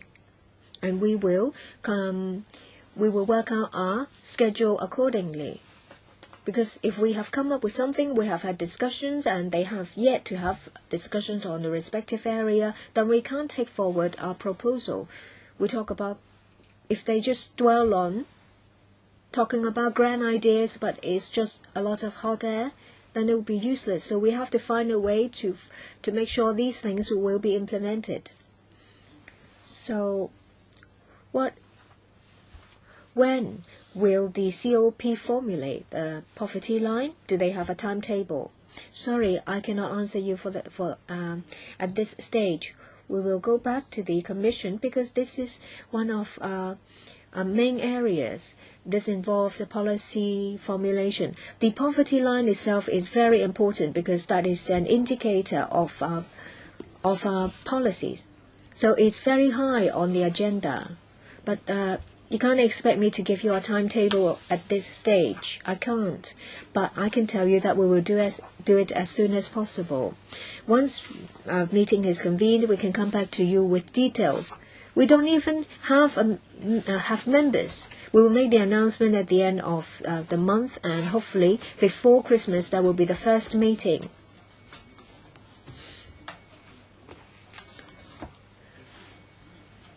Interaction and collection of views on our policies, we can do it through your platform. It's not a one-way street. It's a two-way communication. Members will be part of the COP as well. We have the bridge. There will be communication, and in the future I hope to see exchange and interaction and cooperation, so you play a very important role. I hope they will make the appointments on meritocracy and to accept different views. If you have the friend or foe mentality, and if you aim at getting having the same voice, it's meaningless.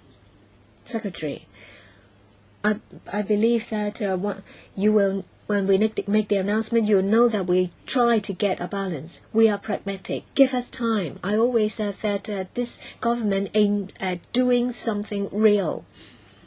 We may not be able to resolve all the problems, but at least we would like to alleviate poverty. That is our shared goal. Mr. Leung Yiu-chung,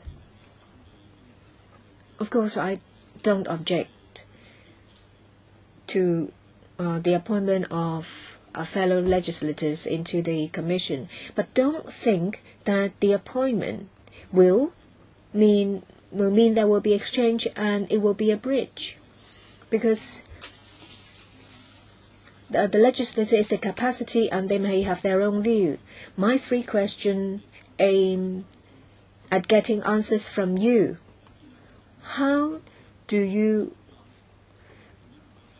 build a close-knitted cooperation work and also a close working relationship with this council?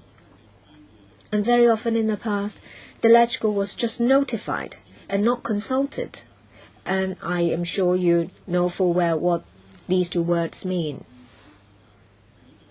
So I just want you to give us time for discussion and information for our discussion, instead of just the attitude of, well, we have the $2,200, leave it or take it or leave it. We want to see improvement from the previous attitude when you just shove it down our throats. We want to see a two-way communication.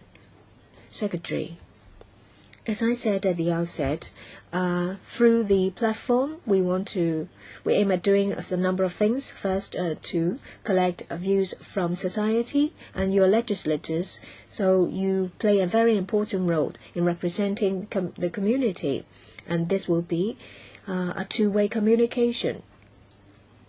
I agree. Yes, it's not just about notification.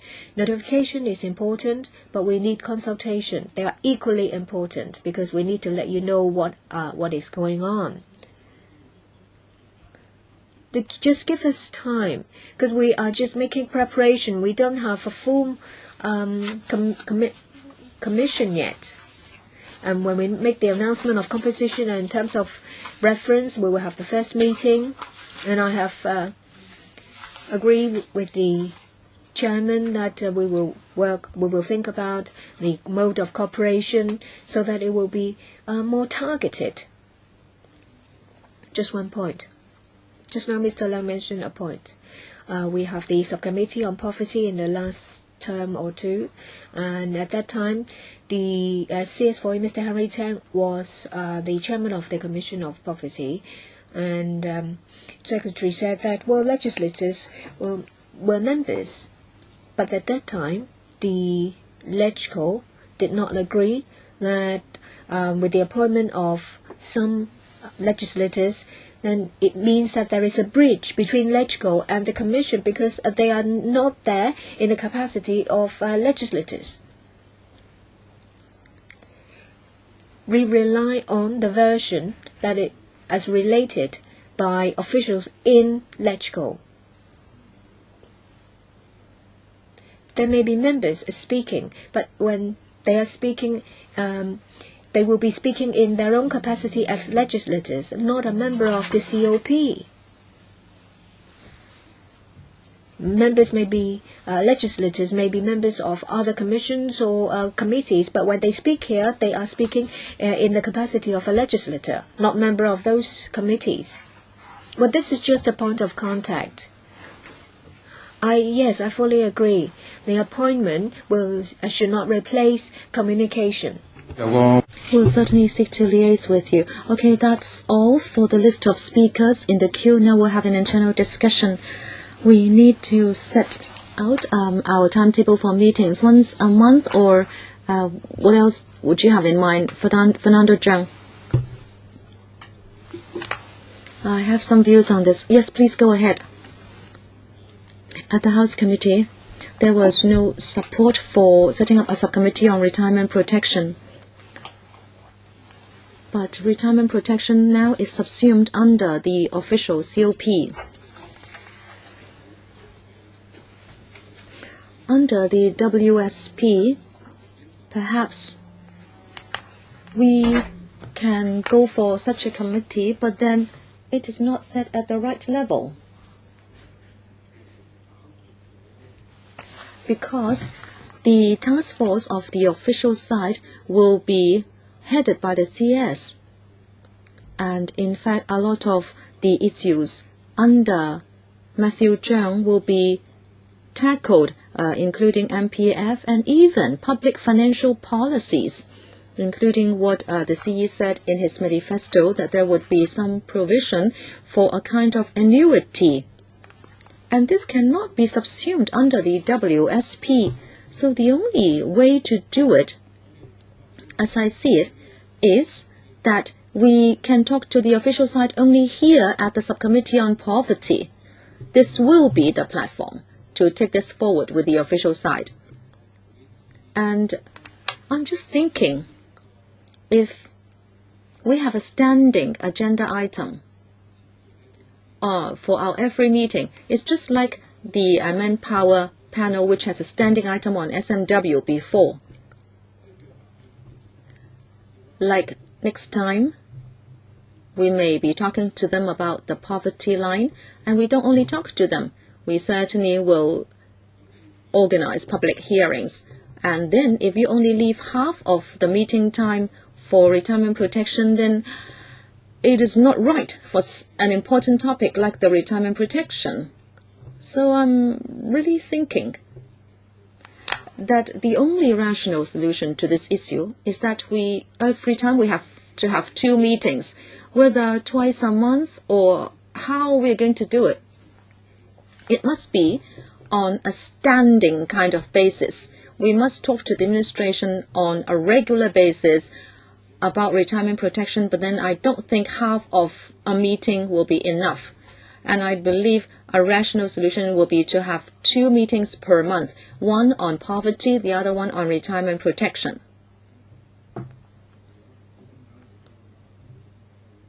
Well, so there may be an impact on the timetable. So what do other members think about this? In other words, how we can structure our meetings. My inclination is like this. First, if topics discussed by the COP can be clearly referred to panels under LegCo, then we are not going to tackle them here. Like if it is CSSA, then the WSP can tackle it. And the WSP should have the priority in tackling the issue unless the WSP dispatches it to us. In other words, if a policy area is clearly linked to a particular panel, then it will be so referred to the LegCo panel.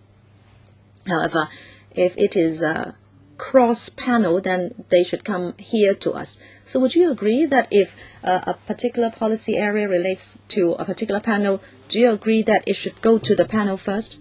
I agree, Chairman, because we have to understand we are just the SC on poverty. We should align our work with the COP. No, not yet. Yeah, I agree with you, because panels are more important elements of the setup. I don't agree with Fernando Zheng that we should single out retirement protection. If the COP does discuss retirement, then this will be the platform to correspond to the work of the COP. Now, I would say that retirement protection is cross-panel because it's not just about poverty alleviation. Well, we can work along the timetable of the COP. If the COP tackles it, then we should tackle it here. But if the administration will set up a dedicated group on retirement protection, then we can also do so. What I mean is we should just focus on poverty. Retirement protection is another thing.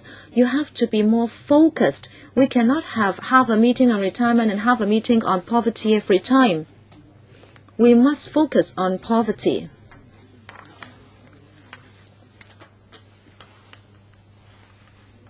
The COP,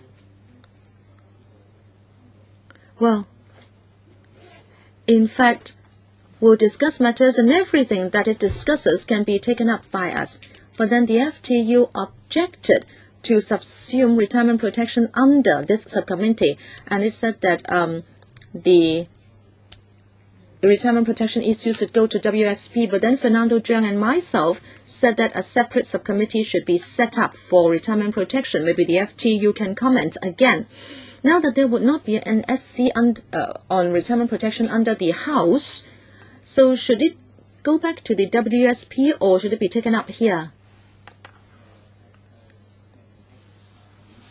Unfortunately, Ms. Chen Yunhan is no longer here.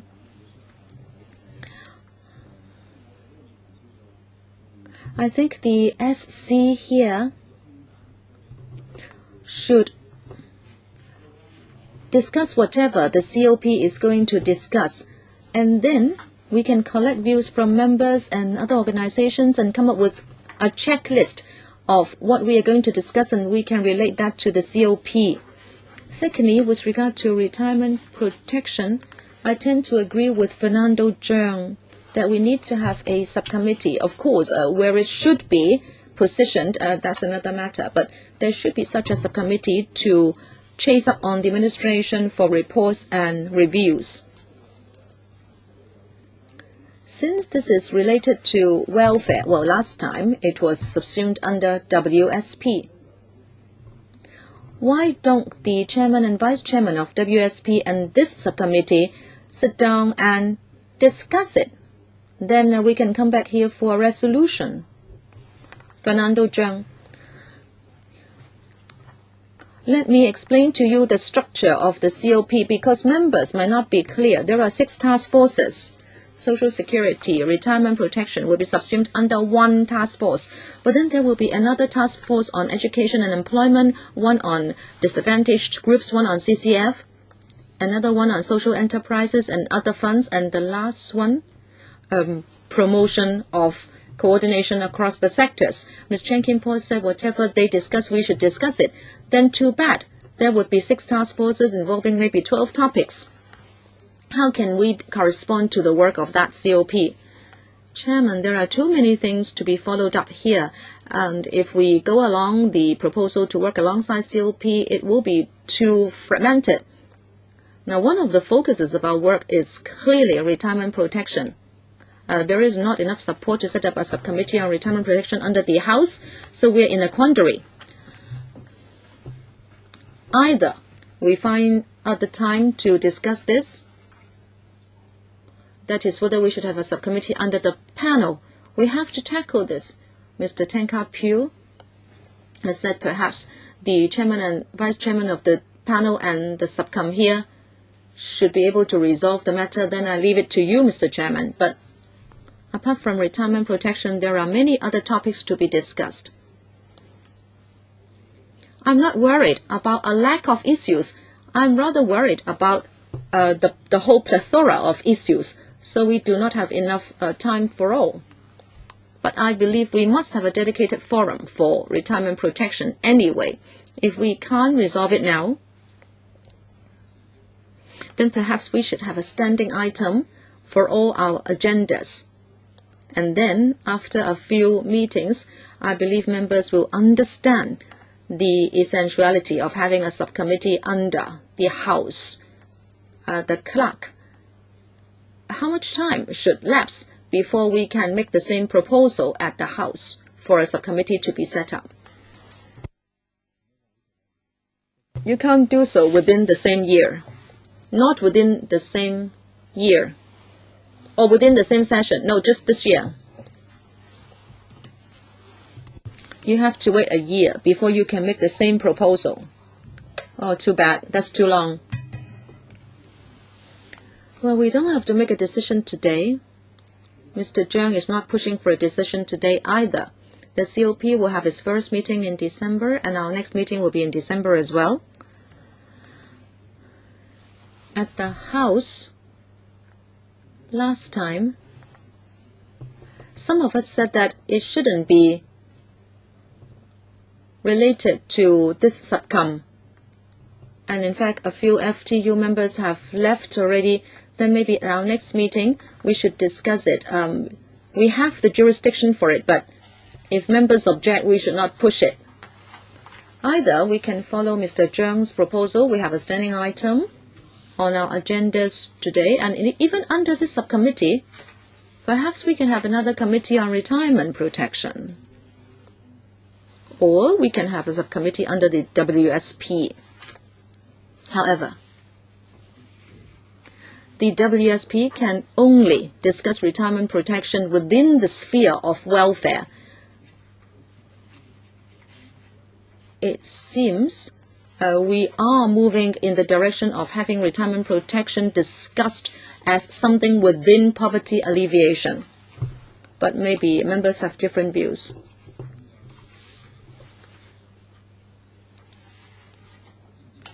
Well, the FTU members did not support the proposal at the House. In fact, they should have supported it if they said that it should not be subsumed under poverty alleviation. So 3 ways to tackle this: subcom under WSP, or a further subcom under this subcom on retirement protection, or we can have a standing item for all agendas of this subcommittee meeting from now on. Chairman, if we should set up a further subcom under this subcom, if that is allowed, then I believe that would be the most feasible way to do it. Because if you put it under WSP, you cannot discuss MPF. You cannot discuss annuities. So, why don't we go in this direction? The subcommittee here should just set up a further subcom. Well, I'm asking the clerk whether this is possible. Well, we'll consider it. We can make a decision next time. Mr. Chen, in the past 4 years, there was a subcommittee under the WSP, and we have taken up a lot of matters. But I think we have to work alongside the administration.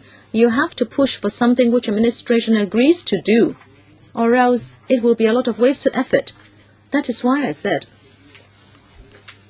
we should work alongside the COP. When the COP is willing to go for retirement protection studies, then we should be able to discuss it. It's just like the last 4 years. You have been talking about this all the time, but the administration did not do anything. You can have n number of meetings, but the administration could still refuse to work with you. So, SLW, what is your view? I think we should work alongside the COP, so there will be a bigger chance of success. Please be brief. I agree with Kin-kee. I hope we will not waste time. Let us not work with our own agendas. Why don't you give me time to talk to high-ranking people so we can work to achieve certain results? Let me follow up here.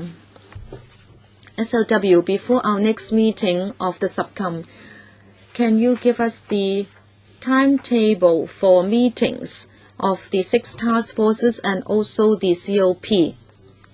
Give us the distribution of agenda items and also timetables of the COP and the task forces before our next meeting. Now, I don't think we have enough time to resolve this matter today. Let us put all 3 proposals on the table so we make a decision next time. But we need the information I mentioned before we can make a decision, Chairman. Something else? A quick point. I'm worried that before our next meeting, the COP might not be conducting its first meeting. You mean the COP? Just now the Secretary said that they are going to have the first meeting at the end of December. I just want to look at what we're going to do next time. So can we invite deputations in the last meeting to ask them what their foci is on poverty alleviation? But if they talk about that issue, then it's on a very extensive scope. But if you ask deputations to come, it's a consultation. Oh, it doesn't matter. But some members mentioned that we will tie in our agenda with the agenda of the COP. Yes, I think it's necessary, but for certain areas we should be more proactive. On transportation, we can make recommendations to the administration. So do you agree with what Mr. Chiang said? I propose that we have a monthly meeting, and for the next meeting we will invite deputations to speak on poverty. I don't want them to go faster than we do. So first of all, maybe we invite deputations to talk about the poverty line, and then we will talk about the 3 ways to tackle retirement protection. Yes, we will first discuss about poverty line. Mr. Tang. Yes, we should first listen to views and formulate our work plan. Can we have a meeting in the afternoon on Mondays, say at 4 o'clock? Well, I think the Secretariat will have to find a venue for us, because all other 18 committees and panels already have their time schedule, so we will leave it to the Secretariat. So thank you for your attendance. Thank you.